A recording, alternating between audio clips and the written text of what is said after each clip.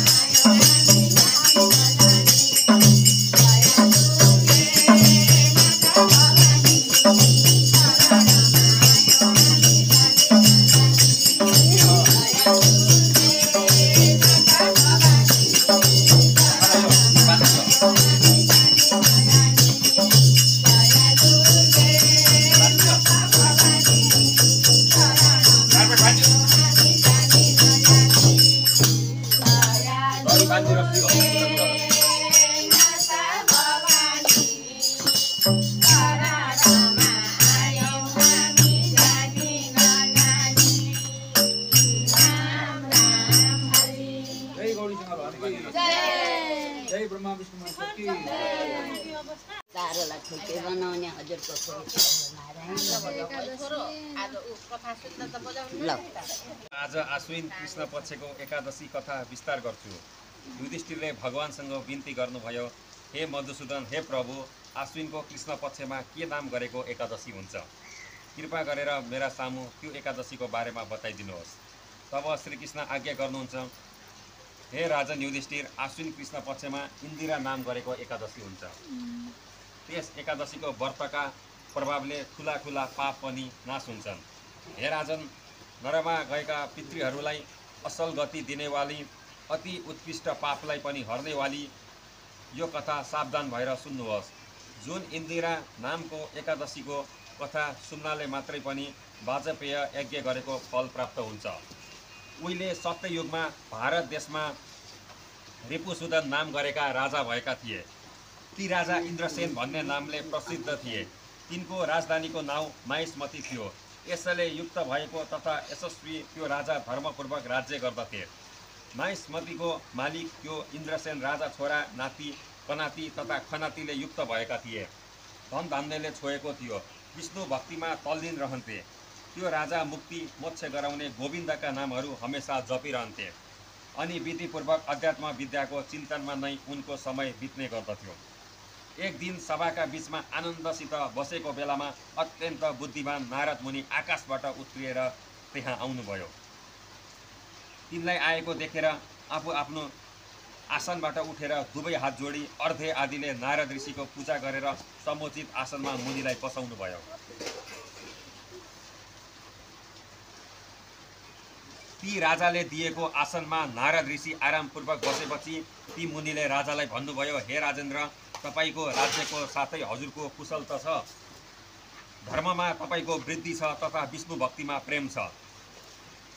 देवर्षिको यस्तो वचन सुनेर तब राजाले मुनिलाई भन्नुभयो, के भन्नुभयो भन्दाखेरि, हे मुनि श्रेष्ठ, तपाईका कृपाले मेरो सर्वत्र कुशल छ। आज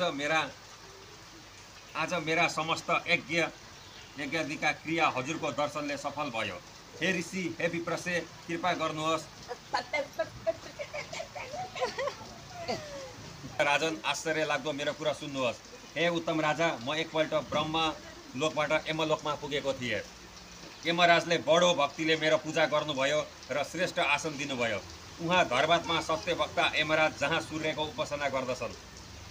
धेरै धेरै पुण्य गर्ने ती तिम्रा पितालाई व्रतको विधि बिग्रिएको दोषले यमराजको सभामा देखे।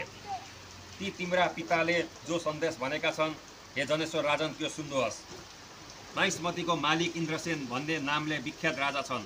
हे ब्रह्मन, त्यसका सामु गएर पूर्व जन्ममा गरेका कुनै व्रतको दोषले उत्पन्न भएको पापले मलाई यमराजको नजिक नरकमा रहनु परेको छ भन्ने सन्देश आज्ञा होस् कि हे पुत्र, इन्दिरा एकादशीको व्रतको पुण्य दिएर मलाई स्वर्गमा पठाइदेऊ भनेका छन्।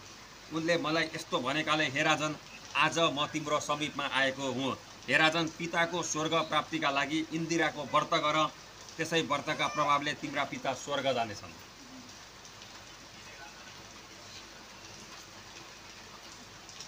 इन्द्रसेन राजाले बिन्ती गर्नुभयो, हे भगवान नारद, कुनै विधिले कुन पक्षमा कुन तिथिमा इन्दिराको व्रत गर्नुपर्छ, कृपा गरेर त्यो कुरो आज्ञा होस्। तब नारदले भन्नुभयो, हे राजन, कल्याणकारी यस इन्दिराको व्रतको शुभ विधि म बताउँछु सुन। आश्विनको कृष्ण पक्षमा शुभ दशमीका दिन श्रद्धा भक्तिपूर्वकको शुद्ध चित्तले बिहानै स्नान गर्नु र नित्य क्रिया सकेर तब फेरि मध्याह्नको समयमा बाहिरको नदी वा तलाउको जलमा नुहाए। श्रद्धापूर्वक पितृहरूको प्रसन्नताका लागि श्राद्ध गर्नु। तब त्यो दिन एकै छाक हविष्यान भोजन गर्नु र राति भुइँमा नै सुत्नु, बिस्तरामा नसुत्नु भनेको छ।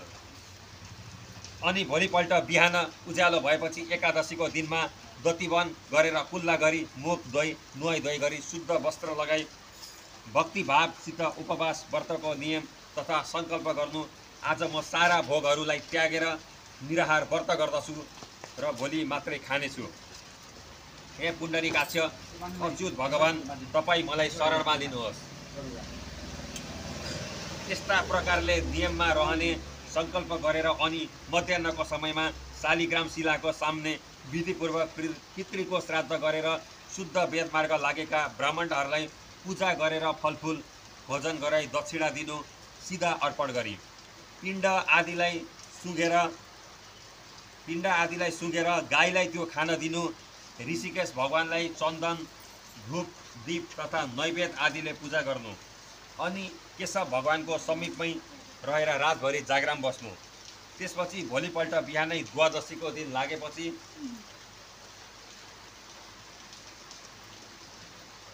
नित्य कर्म सकि भक्तिपूर्वक हरिको पूजा गरेर अनि ब्राह्मणहरूलाई भोजन गराएर त्यसपछि बन्धु बान्धव, छोरा नाति नातिनीका साथ आफूले नबोलिकन खाना खानु।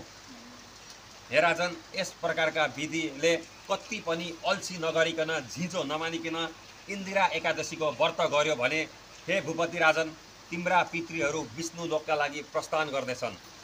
श्रीकृष्ण आज्ञा हुन्छ। हे युधिष्ठिर, इन्द्रसेनलाई यति भनेर नारद मुनि अन्तर्ध्यान हुनुभयो, अर्थात् सबैले हेर्दा हेर्दै त्यही अल्पनुभयो। त्यसपछि ती राजाले पनि मुनिले भने बमोजिम गरी विधिपूर्वक त्यो उत्तम व्रत गरे। हे कुन्ती पुत्र युधिष्ठिर, अन्तपुरमा रहने परिजन र नोकर चाकर, छोराछोरी समेत भएर त्यो व्रत गरिसकेपछि आकाशबाट फुलको वर्षा भयो। त्यस्ता प्रकारले ती राजाका पिता गरुडमा चढेर विष्णु लोकमा गए। यता इन्द्रसेन राजर्षिले पनि शत्रु रहितको राज्य भोगेर अन्तमा छोरालाई राज्य सुम्पेर आफू पनि स्वर्ग गए। हे युधिष्ठिर, यस्ता प्रकारले इन्दिरा एकादशीको व्रतको महात्म्य मैले तिम्रा सामु बेल विस्तार गरे। यस कथाको पाठ गर्ने र सुन्ने जन सारा पापबाट मुक्त हुन्छ र अन्त्यमा मोक्ष गति पाउँछ। हरि ओम तत्सत्। एकादशी महात्म्य नेपाली एकायाम एकादश अध्याय शङ्ख घण्टा ध्वनि हरि